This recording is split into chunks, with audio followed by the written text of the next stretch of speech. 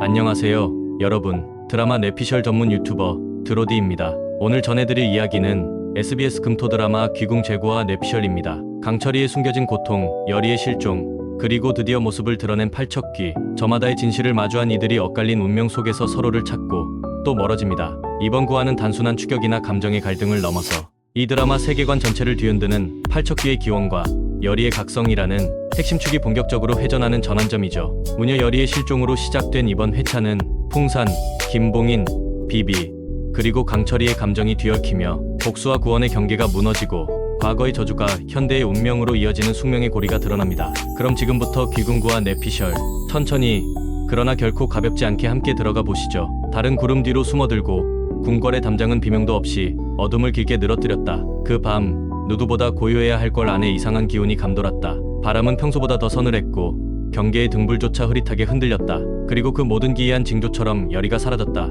그녀는 누구에게도 인사하지 않았다. 하루 전까지만 해도 강철이의 옆에서 웃고 울고 혼잣말을 되뇌던 여리였다. 그러나 이제 그녀는 자취를 감췄고 강철이는 아무것도 모른 채 그녀의 빈 방 앞에 멍하니 서 있었다. 문이 반쯤 열린 방 안은 차가운 침묵으로 가득했다. 여리가 아끼던 비녀가 어지럽게 바닥에 굴러 있었고 책상 위에선 반쯤 말라붙은 먹물이 여전히 떨리는 듯 번지고 있었다. 강철이는 발끝으로 조심스레 안으로 들어섰다. 그리고 거기서 한 가닥의 비늘을 발견했다. 그것은 익숙했다. 자신이 인간의 몸에 깃든 이무기의 기운이 불안할 때마다 떨어뜨렸던 푸르스름한 반투명의 비늘이었다. 여리야. 그가 부르는 목소리는 금방이라도 부서질 듯 아슬했다. 강철이는 비늘을 손에 쥐며 속삭였다. 왜 아무 말도 없이 이내 눈을 감고 자신을 삼키는 분노와 슬픔을 꾹 눌렀다. 여리를 떠나보낸 것이 그의 의도가 아니었음에도 그녀가 느꼈을 혼란과 공포가 강철이의 심장을 도려냈다. 그는 다시는 그녀를 떠나보내지 않겠노라 맹세했지만 그 맹세는 또다시 깨져버렸다. 강철이는 궐 안에 숨겨진 길부터 여리가 좋아하던 연못가, 용담골 무당터, 심지어 넙덕이 생전에 자주 앉았던 바위까지 찾아다녔다. 그러나 여리는 없었다. 대신 그 앞을 가로막은 것은 익숙한 그림자비비였다. 무녀가 사라졌군. 비비는 그 특유의 여유로운 미소로 그를 바라보았다.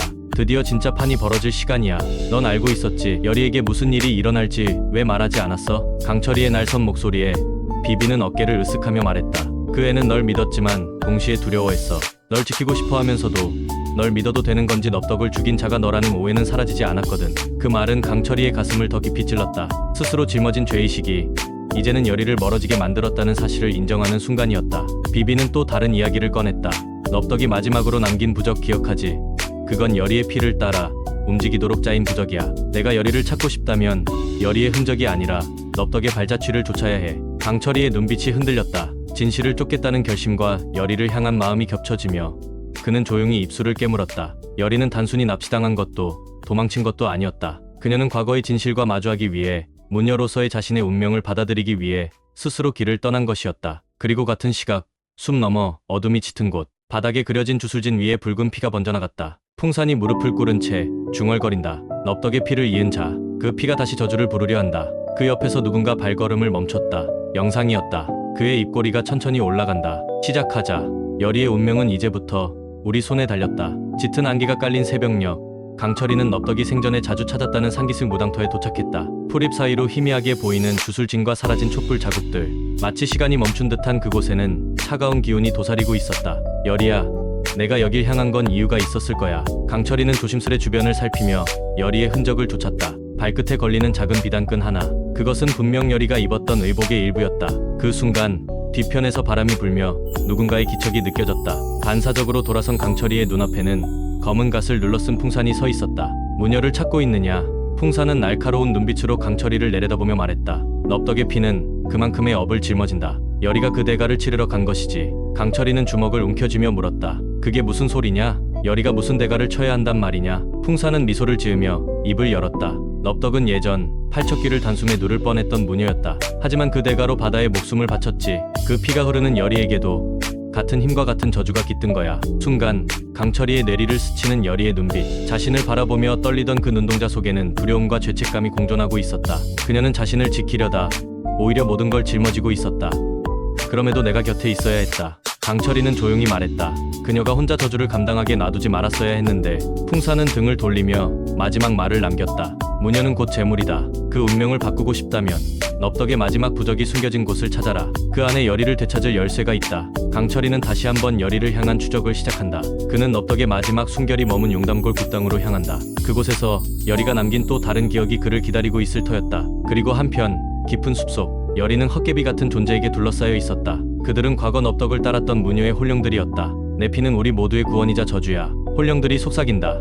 그녀는 두 손을 모으고 조용히 중얼거렸다. 강철이 나를 찾지 마요. 이번엔 내가 당신을 지킬 차례예요. 용담골의 굿당은 오래된 기왓장이 몇 개 떨어진 채 한쪽으로 기운 초라한 모습이었다. 그러나 이곳은 여리에게도 넙덕에게도 마지막 영적인 숨결이 남아있는 장소였다. 강철이는 천천히 안으로 발을 들였다.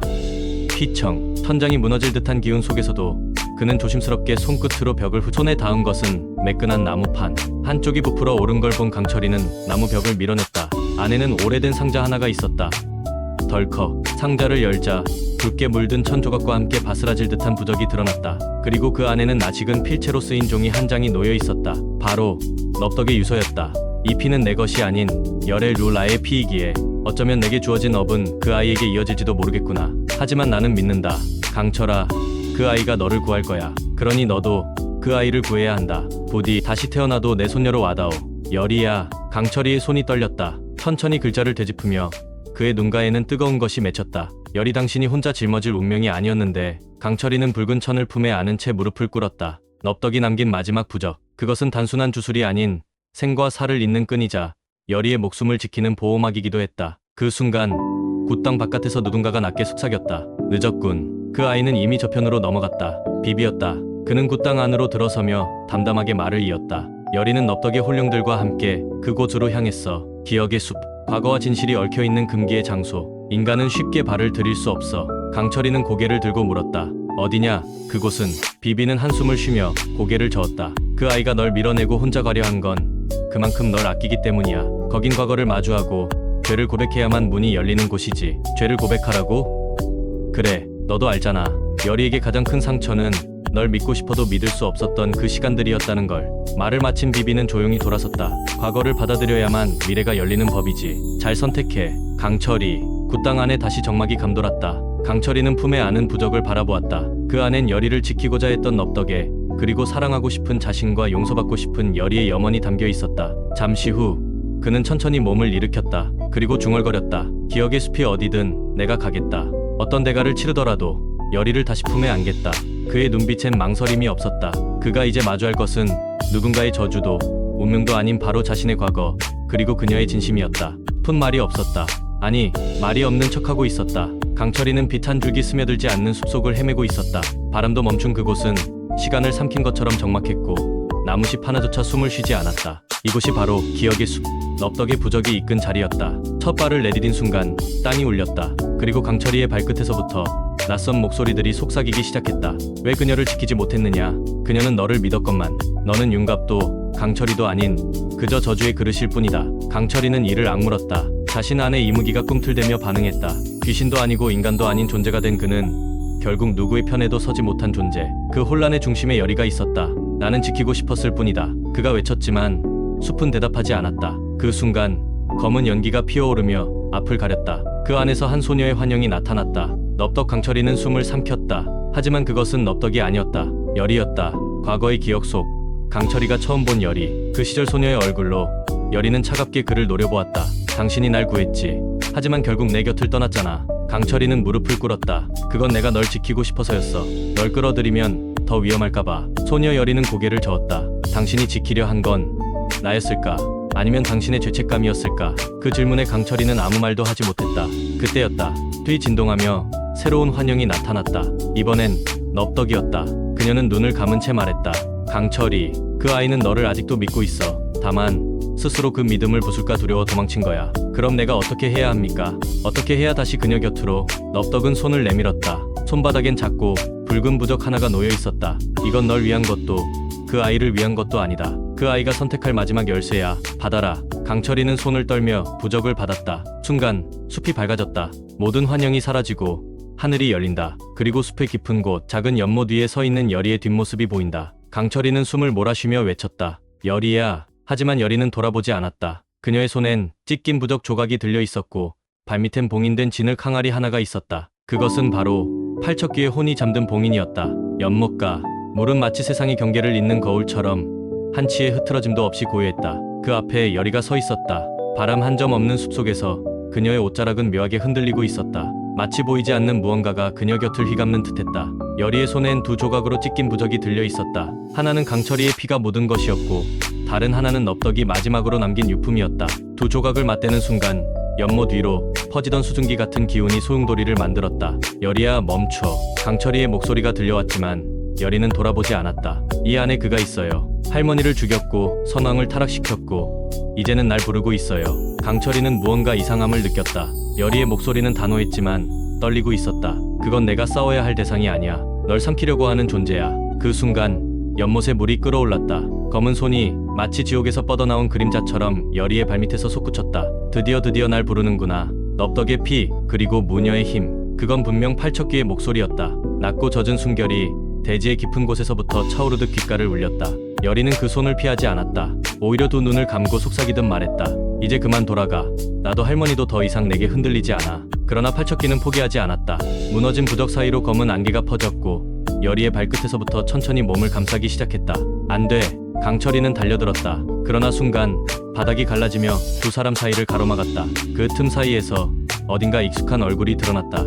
영감님, 풍산이었다. 풍산은 어두운 그림자처럼 나타나 여리와 팔척귀 사이에 들어섰다. 그의 손엔 오래된 법경이 들려 있었고 그 안에서 붉은 기운이 피어올랐다. 이 아이는 아직 이르다. 너는 내 상대다. 팔척귀는 웃음을 터뜨렸다. 하찮은 인간 따위가 넙덕의 피를 이은 아이 대신 날 제압하겠다고? 그래, 나도 이젠 물러서지 않겠다. 이 저주 끝내러 왔다. 풍산의 말과 동시에 땅이 진동했다. 그가 외운 주문이 숲 전체를 뒤흔들었고 연못에서 솟아오르던 팔척귀의 형상이 잠시 멈칫했다. 하지만 그 틈을 노리고 여리가 다시 한 발 앞으로 나섰다. 이건 내 싸움이에요. 여리는 강철이와 풍산을 바라보며 작게 고개를 끄덕였다. 그리고 찢긴 부적을 품속에서 꺼낸 뒤 마지막 한 조각을 자신의 심장 위에 얹었다. 나를 통과해서 나오게 해. 그럼 너의 이름도 원한도 다 밝혀줄게. 팔척귀는 그 순간 잠시 침묵했다. 그리고 조용히 속삭였다. 좋다. 단 내가 견뎌낼 수 있다면. 지금까지 귀궁구와 내피셜, 사라진 여리, 깨어나는 기억, 드러난 진실을 따라가 봤습니다. 강철이는 죄책감 속에서 여리를 찾아 헤매고 여리는 진실을 마주하며 무녀가 아닌 자신만의 운명을 향해 나아가기 시작했습니다. 그리고 마침내 모습을 드러낸 팔척귀의 그림자. 이번 구화는 단순한 미스터리를 넘어서 인물들의 감정과 과거의 비밀이 충돌하며 드라마 전체의 서사를 뒤흔든 터닝포인트였죠. 하지만 아직 모든 실마리는 풀리지 않았습니다. 오히려 이제부터가 진짜 시작입니다. 다음 10화 내피셜에서는 과연 여리와 강철이는 서로를 온전히 믿을 수 있을지, 그리고 팔척귀를 움직이는 진짜 몸주는 누구일지 더 깊은 혼란과 진실이 기다리고 있습니다. 궁금하셨다면 좋아요, 구독, 알림 설정 꾹 눌러주시고요. 귀궁 유니버스의 다음 문을 함께 열어봅시다. 감정을 읽는 이야기 채널 드로디였습니다. 감사합니다.